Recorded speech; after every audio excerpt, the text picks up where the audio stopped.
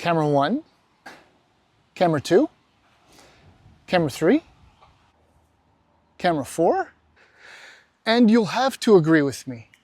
And I think the BMW M5 Touring, more than any other wagon, recently perhaps no longer available on the market or currently available on the market, is proof positive that station wagons, Tourings, estates, long roofs, all of these still deserve a spot on the North American automotive landscape.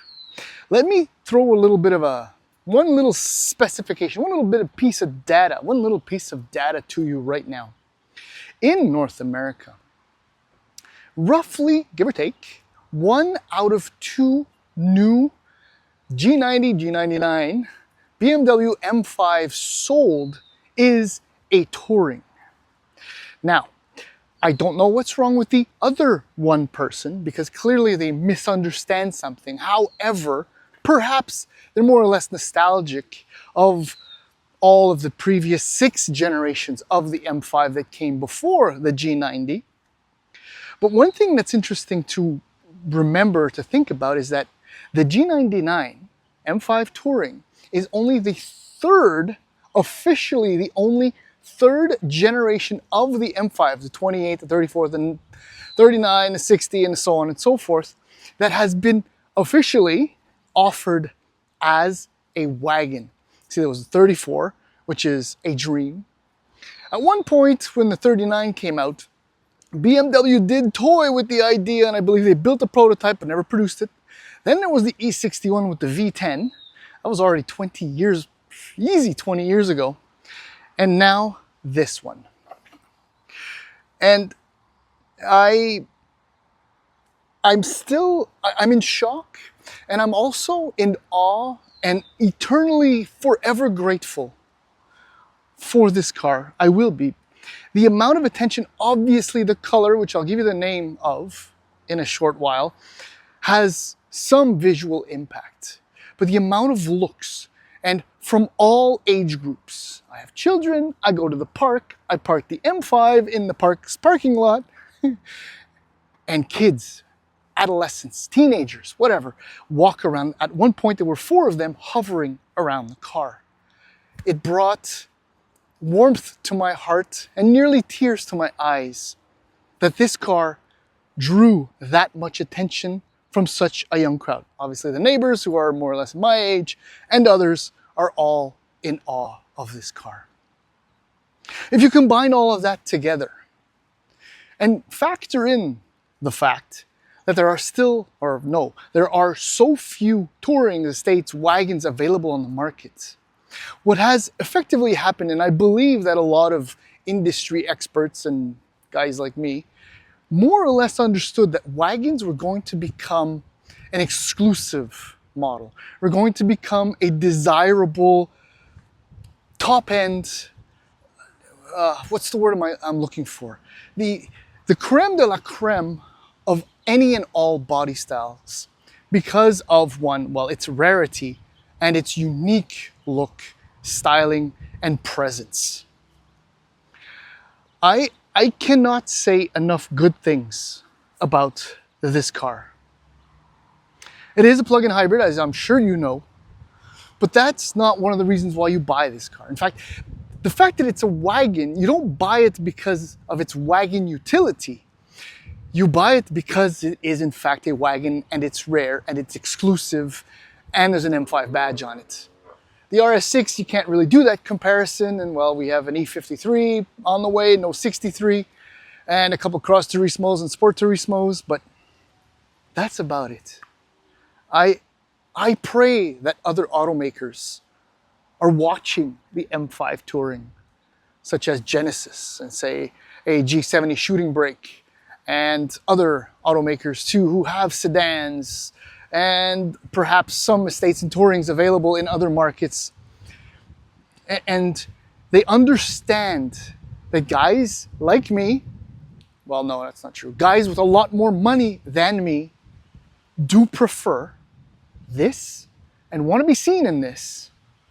And this is, I don't want to say without a doubt, but currently at the very least, despite my affection for the RS6, the greatest of its kind. And yes, I am throwing in the Taycan Cross and Sport Turismo in that mix, because this one does everything.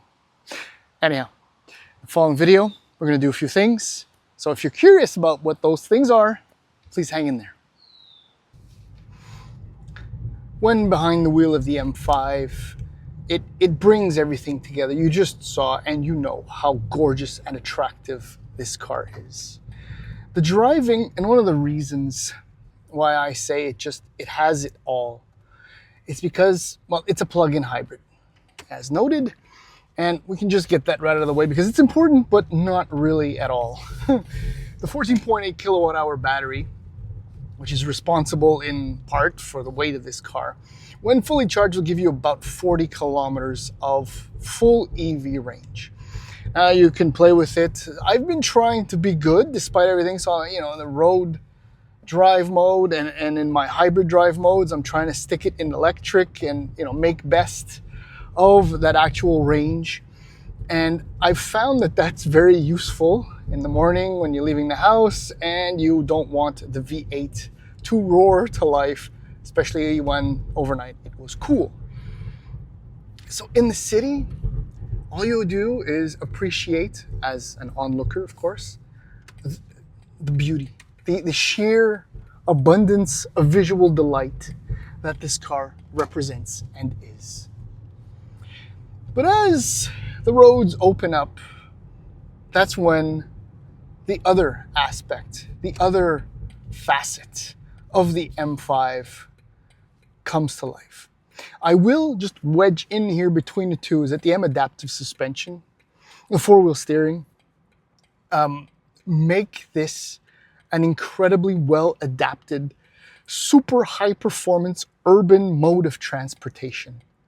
We really are at that point in automotive history where it is possible to get the best of all worlds in one product. 40 kilometers is kind of pathetic, but it doesn't matter, it's an M5.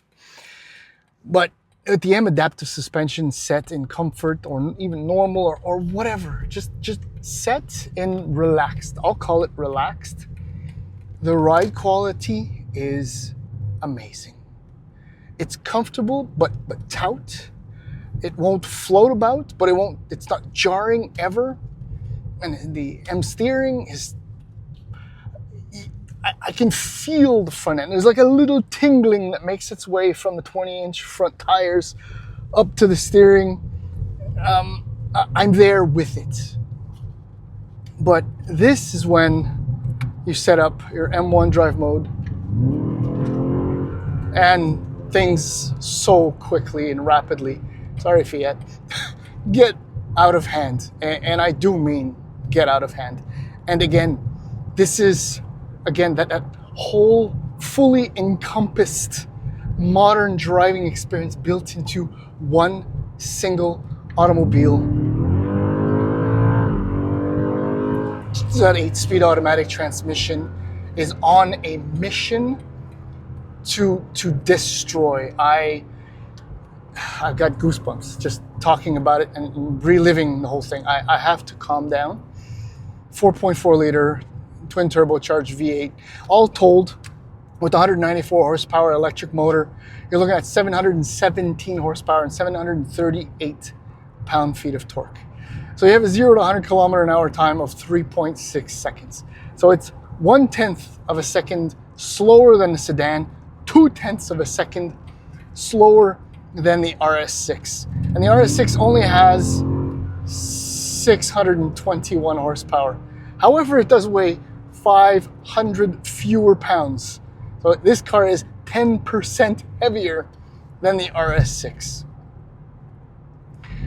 But the RS6 won't give you, a green license plate, whatever that may give you access to, high occupancy lanes and stuff like that.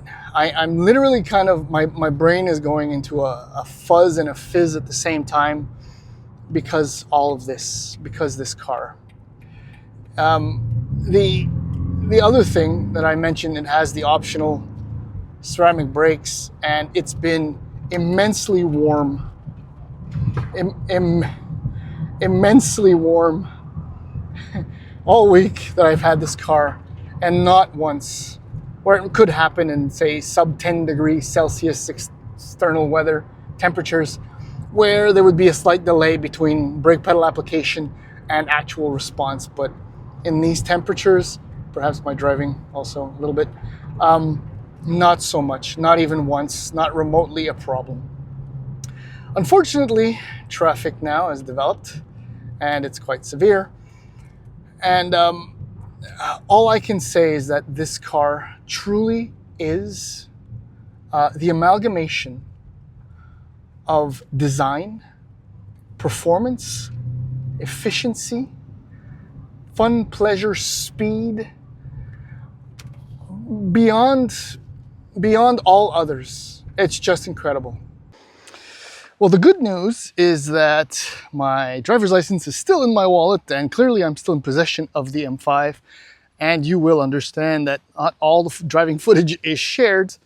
But yeah, so the color, right? I mentioned the color. It's angle C green metallic. It is simply breathtaking, pretty much like Chris Hemsworth, right? So base price in Canada is $138,000 to start. Just as a comparison, I'll throw it out there. The RS6 Performance is $151,840 to start. In the US, it's $121,000. There's a gap, but it's not that crazy. And to finalize on pricing, just here at the start, it's only about $3,000. It is only $3,000 more expensive than the sedan, so there's no reason why you should actually get the sedan. Okay, so included, is an adaptive M suspension. I talked about it. 4-wheel steering, M Sport differential, 12.3-inch digital instrument cluster, 14.9-inch touchscreen. It's got everything. Cooled heated seats, leather. This car, as you may have spotted in the interior shots there while driving, Kia Lamy orange and black merino leather. Breathtaking also. 20-21-inch wheels are standard. This exact model is an option, as are, and I kind of touched on them too, M ceramic brakes. They are incredible. It's been excessively warm this week, so that explains the performance there. And it's actually got rear shades. I'll show those to you in a moment. As it sits before you, $157,400. We can make this quick, but I'll never get enough. Green and the orange is just insane. Let's just do the power hatch thing. We'll finish this up quickly because the important stuff is behind us already because it's the drive. 500 liters of boot space. It's not a very, very big trunk. In reality, not much room under there. That was the cable to recharge it. So the back seat, this is the orange I was just talking about, and you kind of saw. It's exceptional. The shades, it's a $500 option just for the shades, but at $130 something thousand, it's still an option. Lovely, lovely M seats. You could see the headrests in the shot there. They are as supportive, as comfortable as they are attractive and desirable. Fit finish, very BMW. Look at that. Is that just not, that's not dirt, that's just a metal gold flake right there in the paint. That's a nice clean spot. Let's jump aboard quickly, start it up. So these are all the drive modes. I guess we can just focus on that. So you have your typical modes pop up right there. And there's the My Hybrid mode, so you can control the electric stuff. And then you can set up the actual drive modes themselves. And then this is where it gets interesting, M1, M2. So you have your paddles here, M1, and it's really at the extension of your thumb. So your thumb rest and just stretch it out and you can select them. It's unbelievable. This is the boost. So pull on that for a few seconds while driving and you'll be in orbit in moments. Anyhow, this car is unbelievable. I absolutely love it. And it's one of those cars that if I did have the necessary amount of money, I would buy and drive and enjoy and know with some assurance, some certainty that it would be an appreciating classic. And yeah, that's it.